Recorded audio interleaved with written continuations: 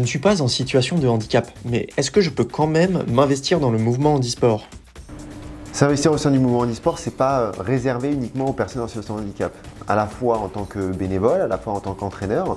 Avant tout, on cherche des compétences, des personnes qui ont envie de s'investir auprès des sportifs en situation de handicap. Et donc, les officiels, les classificateurs, les kinés, les entraîneurs, les bénévoles au sein des clubs peuvent être valides. Et j'ai envie de dire même, ce n'est pas un critère qui rentre en ligne de compte. Avant tout, c'est qu'est-ce que j'ai envie de faire, qu'est-ce que je peux apporter au mouvement, comment je peux contribuer à l'épanouissement des athlètes qui gravitent autour de cette fédération.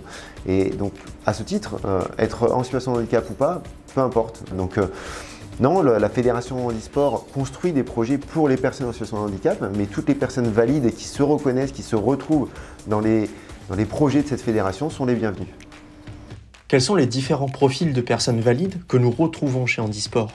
Au sein de la fédération handisport, on retrouve des profils variés, des kinés, des médecins, des entraîneurs, des présidents de clubs et d'associations, des bénévoles au sein de ces mêmes clubs et associations, des assistants de jeu, des assistants de vie parfois aussi, des infirmiers.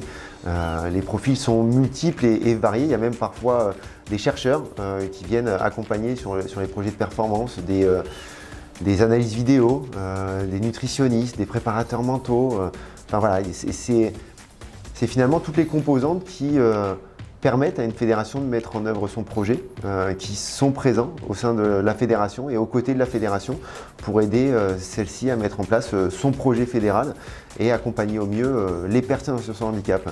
Et est-ce que je dois avoir une formation particulière pour m'engager chez Handisport? Pour intervenir auprès des sportifs en situation de handicap, ça va dépendre de mon souhait. Est-ce que je viens pour agir en tant que technicien, auquel cas une formation spécifique sera nécessaire, une formation déjà sur les différents types de pathologies, sur l'incidence des pathologies, sur les postures. Quand je dis les postures, c'est à la fois physique, comment je fais des transferts, comment je manipule, ce que je peux faire, ce que je ne peux pas faire, ce qui est à risque, ce qui n'est pas à risque, mais aussi les postures je vais plus dire humaine, comment j'aborde une personne en situation de handicap, quels sont les propos que je dois utiliser, est-ce qu'il y a des vigilances particulières, est-ce qu'il y a des questions que l'on peut poser, si oui, dans quel cadre, est-ce que j'arrive brut de décoffrage et c'est quoi ton handicap, raconte-moi ta vie, ou est-ce que je crée des conditions propices à la fois à l'échange mais aussi à l'expression du plaisir par le sport, c'est-à-dire de conditions qui vont permettre de prendre en compte le handicap, de proposer des séances adaptées, dynamiques, positives, qui vont permettre à la personne de se challenger en toute sécurité.